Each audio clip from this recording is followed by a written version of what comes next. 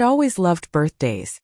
Not for the gifts, not for the cake, but for the acknowledgement, the small sincere gestures that make you feel seen and valued. This year I thought would be no different. I had planned a quiet dinner at home with friends and family.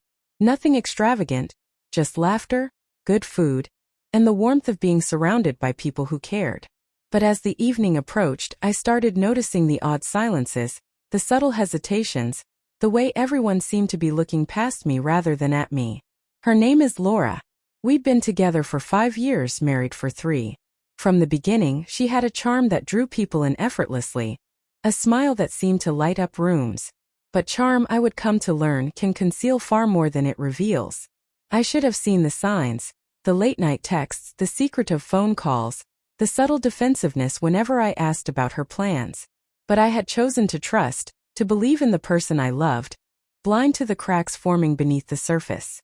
The guests began arriving one by one, each offering the obligatory birthday greetings, the polite smiles, the hollow happy birthday-s that didn't quite reach their eyes. Something felt wrong. More than wrong off. My best friend's glance lingered a moment too long on his phone. My cousin kept fiddling with the silverware, avoiding eye contact. And Laura? She moved with practiced ease, orchestrating the evening with precision, making sure that no one's attention rested on me for too long.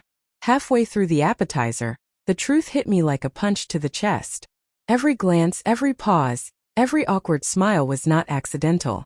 Everyone in that room, everyone I trusted to share in my celebration, was complicit in hiding something. And then it clicked, the late-night calls, the whispered texts. Laura wasn't planning a surprise for me. She was covering something far more destructive. And the worst part? I wasn't supposed to find out.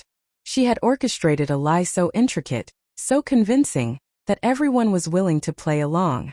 The birthday that should have been about me, the night I had been looking forward to for weeks, was now a stage for her deception. My stomach turned as the weight of the realization settled in. The people I had called friends, the family I had trusted, the woman I had loved, all had chosen silence over honesty. Then, as the tension grew thick and suffocating, her father arrived. Mr. Henderson, a man I had always respected for his integrity and sense of fairness, looked around the room with a measured gaze. He hadn't been briefed, hadn't been part of the silent conspiracy.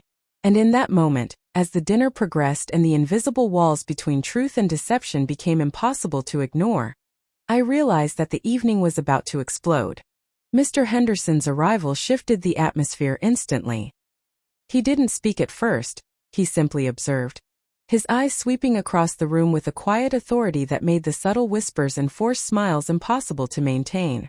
Laura's movements, once fluid and confident, began to falter.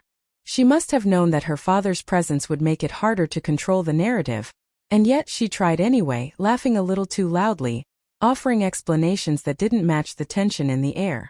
I watched her carefully, my mind racing through every late-night call, every unexplained absence, every text I had brushed off as harmless.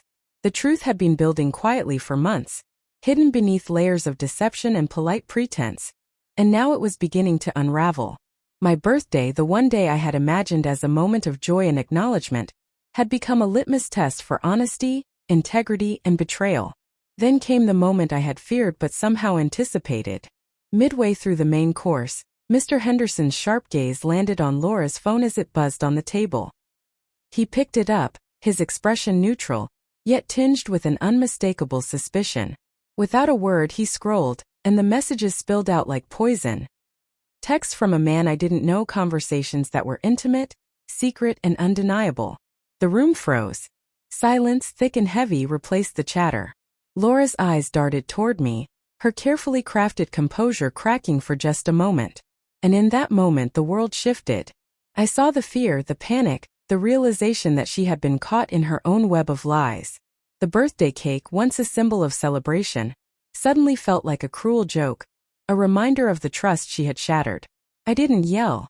I didn't react immediately. I just sat there, letting the weight of the betrayal sink in. My friends averted their eyes, some shifting uncomfortably, others frozen in shock.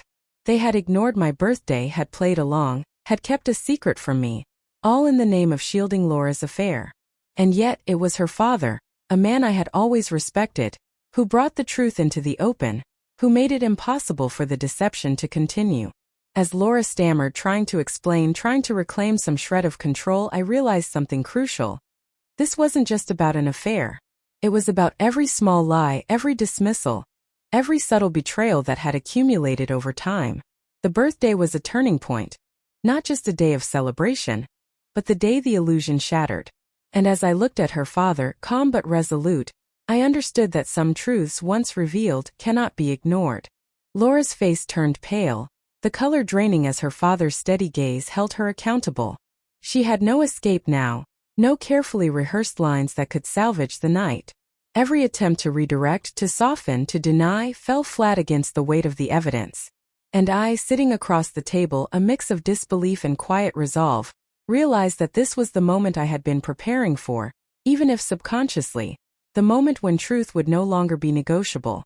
I could feel the tension in the room, a suffocating pressure that made every glance and gesture significant. My friends, who had silently colluded in hiding the affair, now shifted uncomfortably. Some avoided eye contact, guilt written on their faces. Others seemed frozen, as if waiting to see which way the night would fall.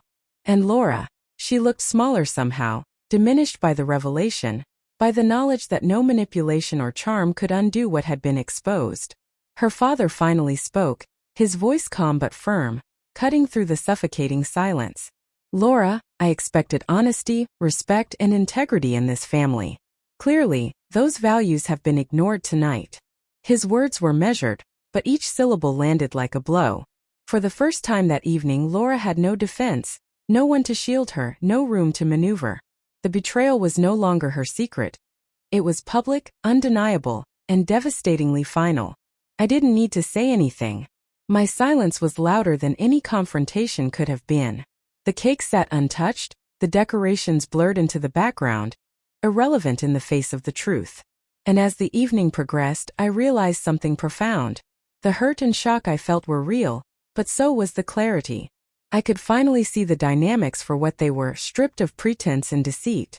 After dinner, I stood, collected my coat, and walked toward the door.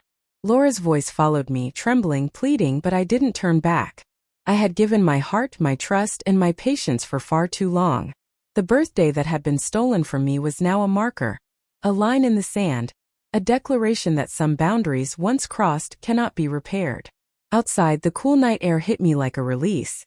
The city lights stretched endlessly, indifferent to the chaos left behind, yet somehow promising a path forward. I was free from the deceit, from the lies, from the betrayal that had poisoned every shared moment. The night was quiet, yet charged with possibility. I realized that moving forward would not be easy, but it would be honest, unburdened, and true to myself. And in that quiet, powerful realization, I understood something essential. The people who betray us do not define us. The strength to walk away, to reclaim our lives, and to honor our own integrity, that is the power that remains, long after the illusions have crumbled. That night I stepped into freedom, leaving behind the shadows of lies and finally, reclaiming the life I deserved.